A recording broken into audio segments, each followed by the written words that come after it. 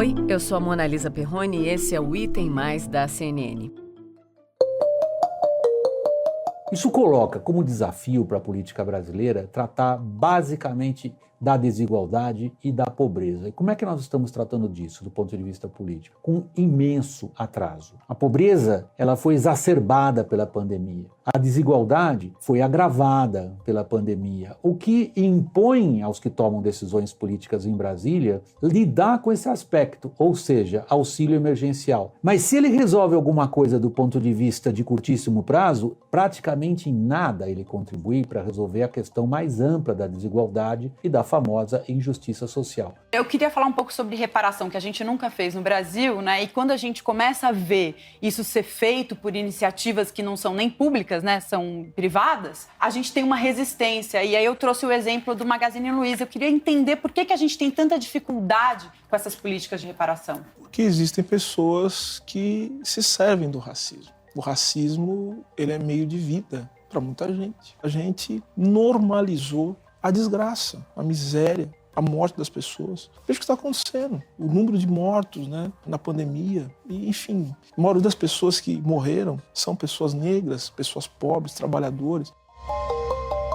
Não é de hoje que a fome assola o nosso país. Lá na década de 1960, a escritora Carolina Maria de Jesus disse a seguinte frase, abre aspas, "O maior espetáculo do pobre da atualidade é comer", fecha aspas. Infelizmente, essa atualidade a qual a Carolina falou lá há 60 anos está voltando com mais força que nunca no nosso país, agora com a pandemia. Agora eu digo, de um ano para cá. Especialistas apontam que estamos à beira de voltar para o mapa da fome e alguns números podem ajudar a gente a entender o porquê desse temor. Uma pesquisa feita no ano passado pelo Unicef, que é o Fundo das Nações Unidas para a Infância, mostrou que 30% das famílias das classes D e E passaram fome entre julho e novembro do ano passado. E como a gente pode concluir, todos nós, não precisa pensar demais, com o fim do auxílio emergencial, as coisas ficaram ainda piores nesse ano. Em janeiro e fevereiro, o Instituto Data Favela ouviu mais de 2.000 moradores de 76 favelas espalhadas pelo nosso país. As conclusões são assustadoras, devastadoras. A maioria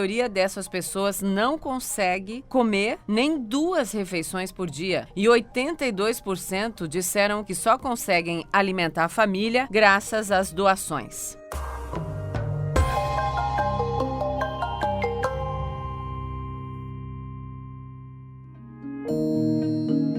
Nesse episódio do Item Mais, temos que falar sobre o assunto da fome no nosso país, em meio, então, ao agravamento da pandemia. Quem conversa comigo, então, no começo do episódio de hoje é o Renato Meirelles. Ele é presidente do Instituto Locomotiva e também fundador do Data Favela. Renato, bem-vindo ao Item Mais. Muito obrigada por separar aí um tempinho para conversar comigo. Oi, Mona Lisa. Oi, todo mundo que está nos assistindo. Gostaria de poder dar boas notícias nesse nosso papo, mas confesso que está difícil. Não tenha dúvida que tá difícil demais e eu faço as minhas palavras, porque, meu Deus do céu, faz muito tempo que eu não dou uma boa notícia aqui na CNN, tanto no podcast quanto na TV, mas vamos lá, né? Essa é a nossa missão nesse momento. Renato, vou começar com uma constatação. 71% aí das famílias entrevistadas pelo Data Favela estão vivendo com metade da renda que tinham antes da pandemia. A gente consegue traçar aí um perfil de quais eram e são as ocupações dessas pessoas? Mona Lisa, o Data Favela, que é uma parceria do Instituto Locomotiva com a CUFA, com a Central Única das Favelas, tem diagnosticado durante todo o último ano de pandemia a situação econômica das favelas.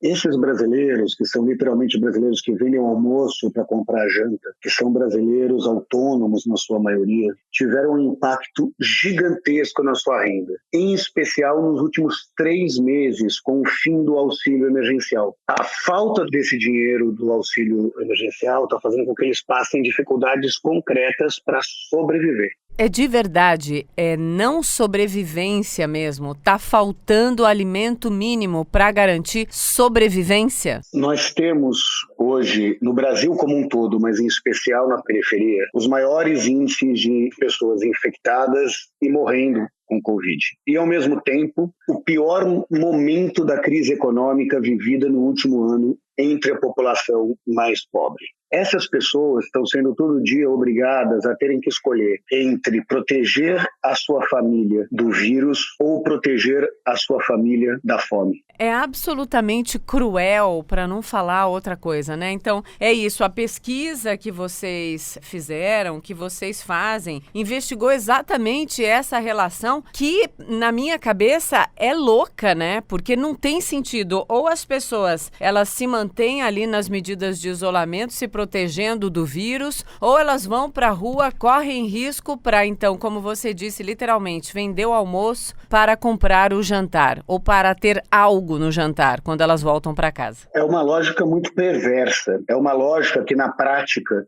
ajuda a explicar o porquê que esses brasileiros das favelas e periferias têm um índice de contaminação que é mais do que o dobro do que os brasileiros que moram nas áreas mais nobres das grandes cidades. Essas pessoas não estão tendo escolha. E são essas mesmas pessoas que fizeram efetivamente com que o Brasil não parasse. Porque elas não trabalham em profissões onde o home office é permitido. São as pessoas que acendem e apagam as luzes dos hospitais, são os lixeiros, os seguranças, os policiais, os vigilantes, os auxiliares de enfermagem, os motoristas e cobradores de ônibus. São esses brasileiros que fizeram o nosso país não parar e são eles que estão pagando a conta dessa desigualdade do nosso país. E a gente preocupado com futilidade, né? E a gente preocupado com perfumaria. Quer dizer, eu digo, as autoridades brasileiras que parecem, não, elas vivem, sim, muitas delas numa realidade paralela, fazendo discussões absolutamente desnecessárias e a gente vendo essa situação toda. Eu quero te ouvir mais sobre essa questão, olhando, infelizmente, para os mortos, né, na nossa pandemia, os números de mortos diários ou os números de mortos até agora, já passamos dessa marca absurda aí de 3.000 mortos por dia, né, que foi o que a gente passou nessa semana, que encerrou agora há pouco. A gente pode fazer essa correlação, então, dessas pessoas mais vulneráveis com as pessoas que mais morreram e as que mais estão sofrendo de fato com a pandemia? Sem absolutamente nenhum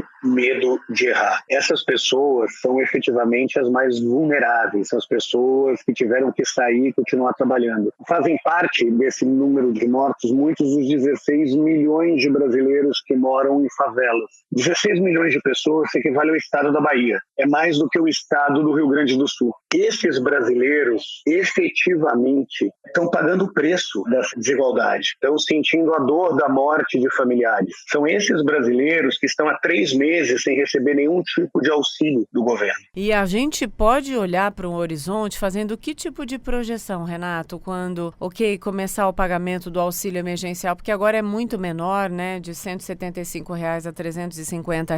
O ano passado lá o auxílio foi bem mais robusto, R$ 600, mas agora as autoridades, especialmente as econômicas, dizem que não há mais condições de voltar o auxílio no mesmo patamar. Os governadores até estão tentando dar, então, esse auxílio de R$ 600, seria uma complementação, mas é uma discussão ainda muito embrionária. Me ajuda a olhar, então, para o cenário futuro e, claro, com preocupação, sem dúvida. Infelizmente, o novo valor está muito aquém da necessidade desses brasileiros, em especial desses brasileiros que moram em favelas nas regiões metropolitanas, que têm um custo de vida muito maior do que as pequenas cidades do interior do país. Infelizmente, muitas vezes, o cálculo da pandemia é feito com uma lógica de que a morte é inevitável, de que nós estávamos começando a viver uma pressão inflacionária, e eu ouvi isso de alguns economistas falando, não, é claro que tinha que adiar o auxílio emergencial. Estávamos começando a ter uma pressão inflacionária, então nós temos que diminuir o dinheiro em circulação para segurar a inflação, à custa de muitas vidas.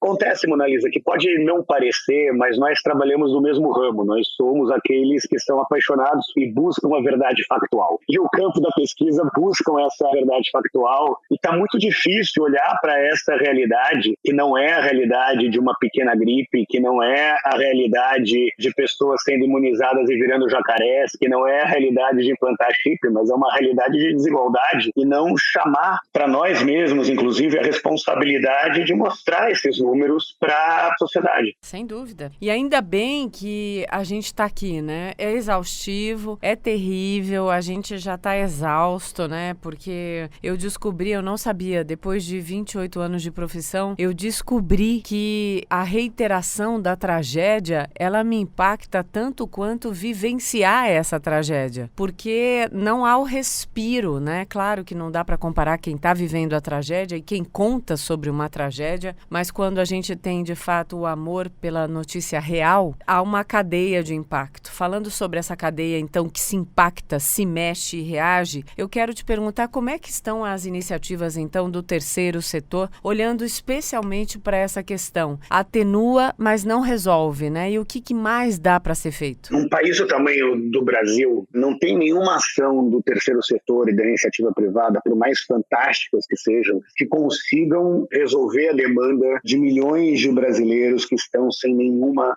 renda nesse momento. Agora, eu arrisco dizer que nós não tivemos uma convulsão social no início da pandemia, antes do auxílio, e não teremos talvez uma convulsão social agora, apesar de estarmos à beira de uma, por conta de organizações como a Central Única das Favelas, o Gerando Falcões, são organizações que efetivamente conseguiram pegar dinheiro da iniciativa privada e fazer com que esse dinheiro chegue na mão de quem mais precisa. Eu sou pai de uma menina de 1 ano e 4 meses e eu não tenho dúvida nenhuma que se faltasse comida no prato dela, eu não pensaria 2 vezes se eu tivesse que saquear uma loja ou roubar alguém para garantir a comida da minha filha. Não tem por que nós acreditarmos que na favela será diferente disso. Ou se resolve uma forma de distribuição de renda, ou se aumentam as doações nesse momento, ou nós corremos um sério risco de ter uma deterioração social muito grande no nosso país. E é o pior dos cenários, né? Agora, me ajuda aqui também mais um pouquinho. Como é que as pessoas que querem colaborar, como é que as pessoas que querem subverter essa ordem injusta podem, de fato, entrar nessa batalha? Como? Dá um caminho aí para quem quer fazer doação, por onde, como? Explica pra gente.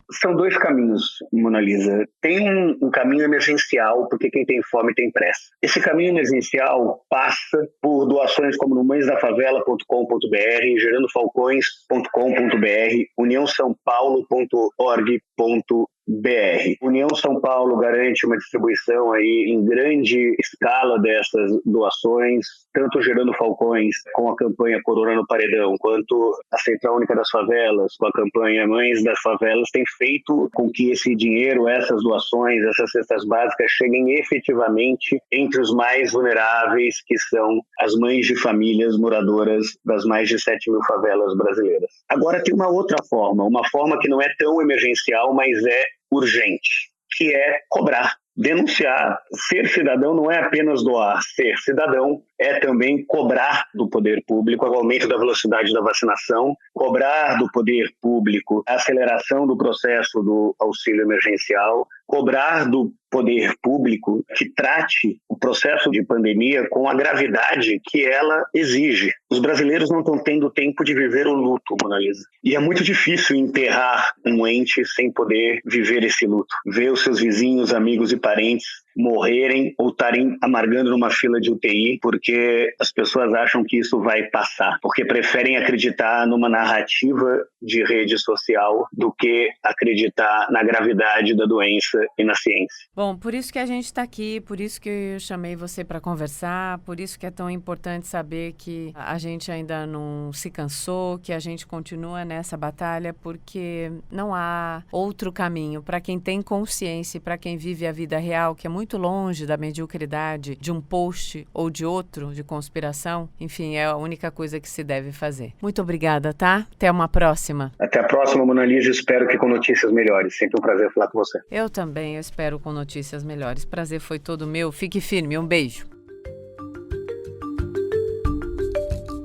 Na segunda parte do episódio, eu recebo mais uma vez aqui no Item Mais a Kátia Maia. A Kátia é diretora executiva da Oxfam Brasil. A Oxfam é uma organização que estuda e combate as desigualdades. Kátia, muito bem-vinda ao Item Mais. Prazer em falar com você. Muito obrigada, é um prazer estar aqui com você também. Vamos lá, Kátia. Quando a gente fala desse assunto aí de pobreza no nosso país, é possível ficar otimista, claro, com a volta do auxílio, mesmo que com valores bem menores, dá um certo alívio ou a gente está falando de perfumaria? Quero saber o que você sente. Eu sinto que é insuficiente, é quase uma afronta para a situação que nós temos no país nesse momento, de milhões de pessoas em situação de vulnerabilidade extrema, o aumento da fome, já estão saindo várias pesquisas mostrando o aumento da fome para aquela população, por exemplo, em favelas e em outras situações de vulnerabilidade, um auxílio de uma média aí de R$200 e poucos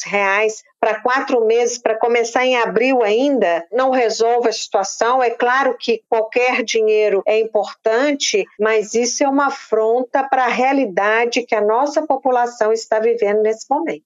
Minha querida, e para quem ouve o outro lado da régua, para quem ouve os economistas, os especialistas de mercado, os investidores dizendo que não dá para ter mais, porque isso pode comprometer o teto de gastos, comprometer as contas do governo, o que você diz? Eu digo assim, com muito respeito à diversidade de opiniões, eu digo como é que as pessoas podem dormir com um país que tem 300 mil de mortos e já está chegando a mais de 15 milhões de pessoas em situação de fome. Porque não tem como você dizer, mas tem o teto. Não tem, isso já foi por terra. A situação que nós estamos vivendo é tão dramática que esse argumento ele já não está colocado, como ele não foi colocado por muitos países que priorizaram apoiar a sua população. E eu acho que há uma mudança também nesses economistas, né? Eu acho que a carta recente que foi apresentada aí por grandes empresários, economistas de diferentes matizes, mostra que a combinação da vacina com a combinação do auxílio, porque qual é o problema? O problema é que as pessoas precisam sair de casa para conseguir o que comer. Então, se as pessoas não podem sair de casa para conseguir o que comer, elas vão passar fome, elas precisam de ajuda, ou elas vão sair de casa. Esse entendimento mais sistêmico do problema, ele faz com que a questão do teto de gastos, ela é para outro momento, e nesse momento a prioridade é ajudar, dar de comer a quem tem fome. Me ajuda numa outra questão aí, que também faz parte desse debate, que já escutei vozes dos dois lados, mas é importante ouvir aquelas vozes que têm um embasamento como a sua. Quando as pessoas falam em relação à necessidade urgente de manutenção das escolas, de abertura das escolas, até pelo papel ali que as escolas têm no suprimento alimentar mesmo, no apoio alimentar de milhões, né, de famílias Brasil afora, a gente também escuta por parte dos educadores, dos funcionários do sistema educacional em geral, público ou privado, que eles estão correndo risco, que eles estão ali também numa situação de vulnerabilidade por causa do coronavírus, da nova cepa, por uma série de questões aí relacionadas à pandemia. Quando a gente olha para essas pontas, o que você vê como mais urgente, mais plausível, quando a gente olha para o papel da escola nesse momento? Em São Paulo, só vou dar um exemplo, as escolas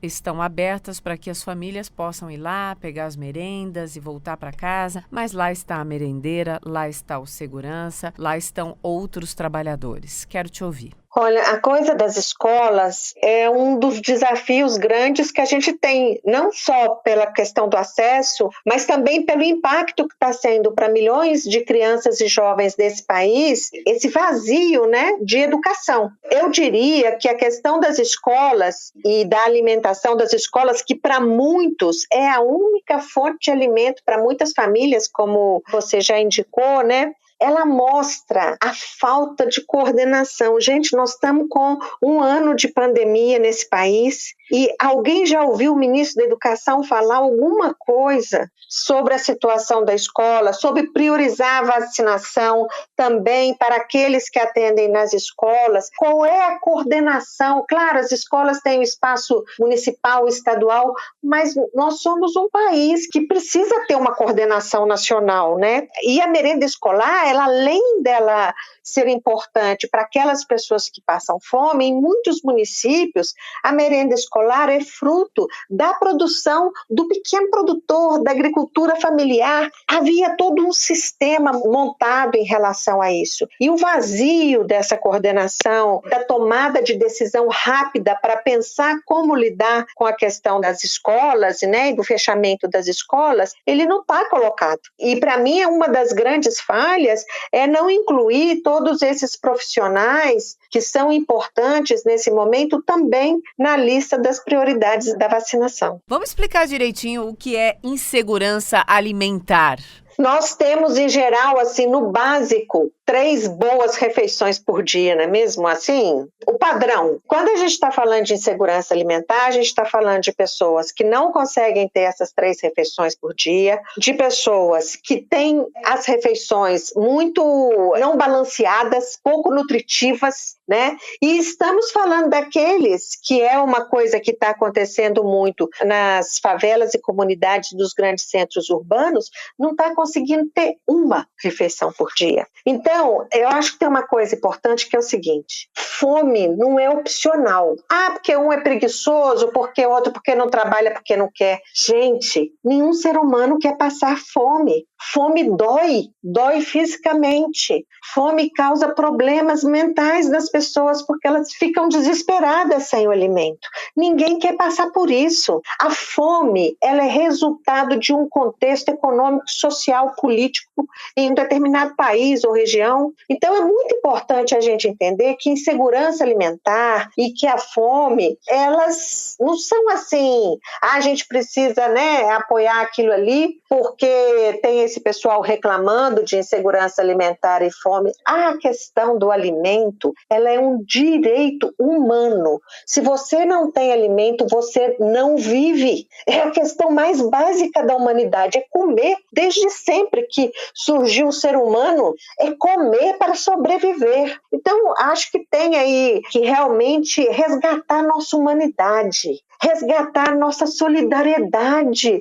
Você falou, estava na minha cabeça. Olha o que é a sintonia entre nós. E é uma sintonia que a gente espera que mais pessoas estejam nessa sintonia, não é mesmo? E essas conversas são importantes para a gente chamar as pessoas que estão vendo os outros. E a gente tem tantos gestos de solidariedade que são tão importantes, mas não são suficientes. Precisamos de mais, muito mais. E precisamos do Estado. O Estado tem o seu papel aí. Nós precisamos ajudar. Nós temos 2 coisas, eu diria, nesse momento. Uma ação humanitária emergencial. Tem gente com fome, dá de comer. Isso, assim, é o básico da nossa humanidade. O outro é que nós precisamos políticas fortes do Estado para garantir a vacinação, para garantir que as pessoas tenham uma renda, porque a fome também é falta de dinheiro para comprar. Pensa o Brasil, um país que produz tanto alimento e tem tanta gente passando fome,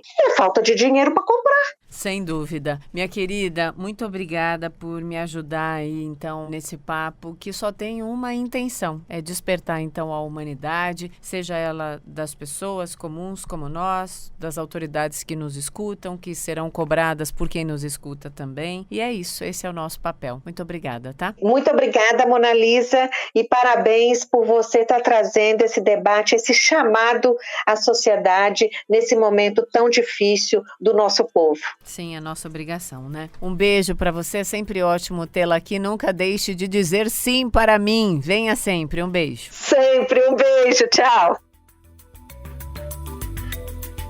Papo importante para começar a semana, né? Sim, repassa para quem ainda não entendeu a gravidade do momento. Amanhã tem mais. Em Té.